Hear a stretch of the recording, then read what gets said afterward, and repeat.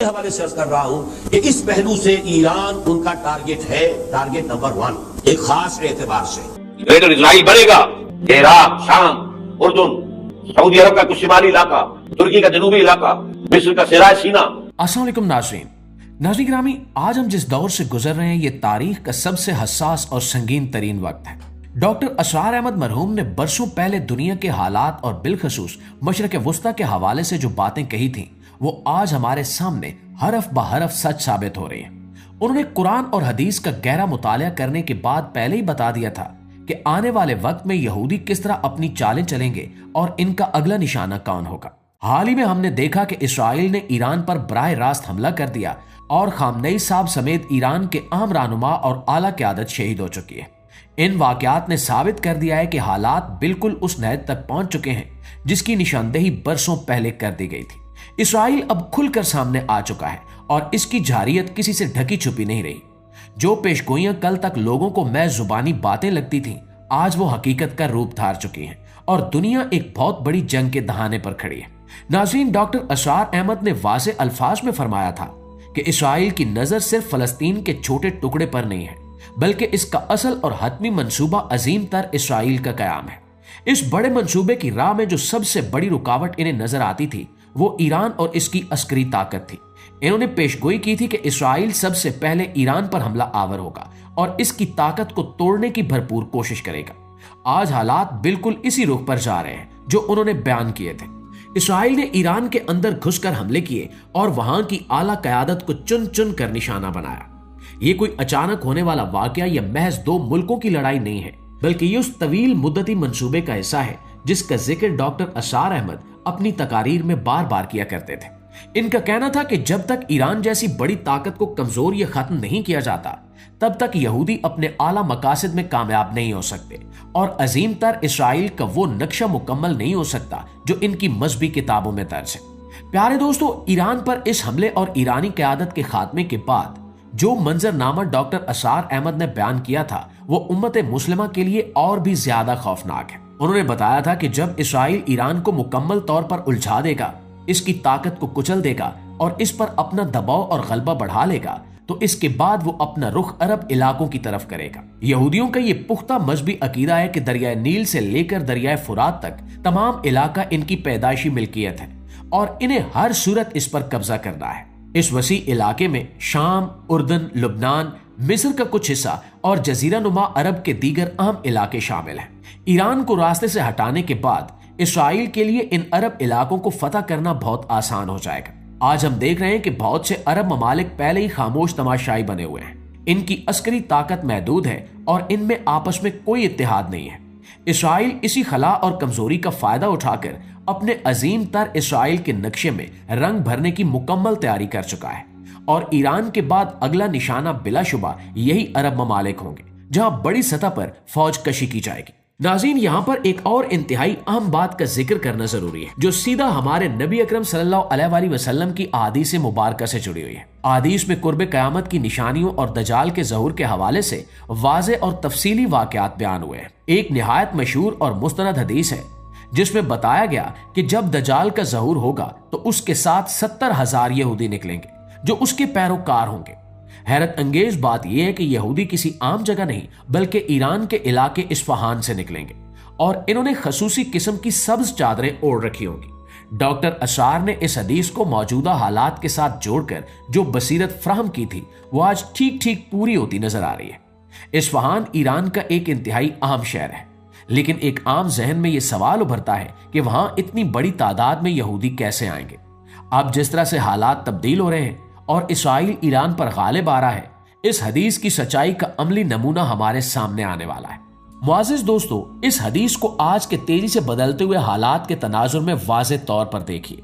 जब Israel Iran पर मुसलसल हमले कर रहा है और वहां के हालात अजीम तबाही की तरफ जा रहे हैं तो इस बात के कवी इम्कानात पैदा हो चुके हैं कि यहूदी इस्फहान के इलाके पर अपना मुकम्मल असर व रसूख कायम कर लेंगे या वहां बाकायदा काबिज हो जाएंगे। इसराइल और दुनिया भर के यहूदी आने वाले वक्त में इसी इलाके में जमा होना शुरू हो जाएंगे ताकि वो दज्जाल की आमद के वक्त इसकी फौज का हरावल दस्ता बन सके। हदीस में जो इस्फहान के 70,000 यहूदियों का जिक्र है वो अब बिल्कुल सच साबित होने जा रहा है, क्योंकि जमीनी हकायक बिल्कुल इसी तरफ इशारा कर रहे हैं। जब इसराइल ईरान को फतह करने या वहां अपना मुस्तकिल गलबा कायम करने में कामयाब हो जाएगा तो इस्फहान का इलाका बराह रास्त यहूदियों के कंट्रोल में चला जाएगा। वहीं से सबसे बड़ा फितना जन्म लेगा। ये वो वक्त होगा जब दज्जाल के ज़हूर के लिए जमीन मुकम्मल तौर पर हमवार हो चुकी होगी और इसके मानने वाले वहीं से इसके झंडे तले जमा होकर दुनिया में फसाद बर्पा करेंगे। यहूदियों की इस गहरी मंसूबा बंदी को समझना अब जरा भी मुश्किल नहीं रहा। इन्होंने हमेशा से अपने मजहबी अकायद को सामने रखते हुए अपनी फौजी, मुआशी और सियासी चालें चली हैं। ईरान पर हमला करना, वहां के अहम लोगों को शहीद करना और मुल्की ढांचे को तबाह करना सिर्फ किसी वक्ती फौजी बर्तरी का नतीजा नहीं है, बल्कि ये इनकी पुरानी मजहबी किताबों और तारीखी अकायद का लाजमी हिस्सा है। वो बखूबी जानते हैं कि इस्फहान इनके कदीम तरीन मरकजों में से एक है और दज्जाल के आने पर इन्हें वहीं से सबसे बड़ी अफरादी कुवत मिलनी है। इसलिए इनकी पूरी कोशिश है कि अरब इलाकों पर फैसला कुन हमला करने से पहले वो इस ईरानी महाज को अपने मुताबिक ढाल लें और वहां अपना कब्जा और तसल्लुत इस कदर मजबूत कर लें कि कोई इनके रास्ते की दीवार ना बन सके। डॉक्टर असरार अहमद की इस गहराई, दूरअंदेशी और बसीरत को मानना पड़ता है कि इन्होंने दहाइयों पहले इस गहरे रब्त को समझ लिया था जो दुनिया की आलमी सियासत और हमारी इस्लामी अहादीस के दरमियान मौजूद है, और इन्होंने उम्मत को इस खौफनाक मंसूबे से बहुत पहले आगाह कर दिया था। प्यारे साथियों, इस नए और हौलनाक मंजरनामे में जब ईरान जैसी कुवत मुतजलजल हो रही है और इसके सफ़े अव्वल के लोग निशाना बन चुके हैं, तो ये पूरी उम्मत मुस्लिमा के लिए एक बहुत बड़ा लम्हा फिक्रिया है। अगर यहूदी अपने बनाए हुए मंसूबे के मुताबिक इसी तरह चलते रहे और इन्होंने इस्फहान पर अपना कामिल असर कायम कर लिया तो इसके बाद अरब दुनिया की बारी कतन दूर नहीं है। ग्रेटर इसराइल के कयाम के लिए इनके नजदीक ये जरूरी है कि इन तमाम इलाकों पर यहूदी फौज का कब्जा हो जिनका इनसे इनकी किताबों में वादा किया गया है। जब दज्जाल का ज़हूर होगा तो यही मशरक़ वुस्ता के इलाके होंगे जहां दुनिया की सबसे ज्यादा खूनरेजी होगी और हक और बातिल का आखिरी और फैसला कुन मार्का लड़ा जाएगा। इस्फहान से निकलने वाले वो 70,000 यहूदी असल में उस आखिरी और बड़ी जंग की शुरुआत की निशानी होंगे जिसका जिक्र हमारी मुस्तनद अहादीस में मौजूद है। और ये सब कुछ अब महज औराक की हद तक महदूद नहीं रहा, बल्कि हमारी खुली आंखों के सामने हो रहा है और इसमें अब कोई इबाम या शक बाकी नहीं रहा। नाज़रीन, डॉक्टर असरार अहमद अपनी तकारीर में बार बार इस बात पर जोर दिया करते थे कि जब मशरक़ वुस्ता में हालात खराब होंगे तो वो कोई आम सी सरहदी जंग नहीं होगी। वो उम्मत को झंझोड़ते रहे कि यहूदियों की चालों और इनके हतमी मकासद को पहचानो। इन्होंने बहुत पहले वाज़े तौर पर कह दिया था कि इसराइल पहले ईरान की ताकत को खत्म करेगा, क्योंकि ईरान इनके रास्ते का एक ऐसा कांटा है जो इन्हें खुलकर खेलने नहीं दे रहा। जब ये कांटा निकल जाएगा तो बाकी अरब ममालिक जो पहले ही ऐशो इशरत में गर्क हो चुके हैं, वो फौजी लिहाज से अंदर से खोखले हैं, वो इसराइल के लिए तरनवाला साबित होंगे। आज हम अपनी आंखों से देख रहे हैं कि कैसे एक एक करके अरब ममालिक खामोशी इख्तियार किए हुए हैं और इसराइल बिला खौफ व खतर अपने मंसूबे में आगे बढ़ता चला जा रहा है।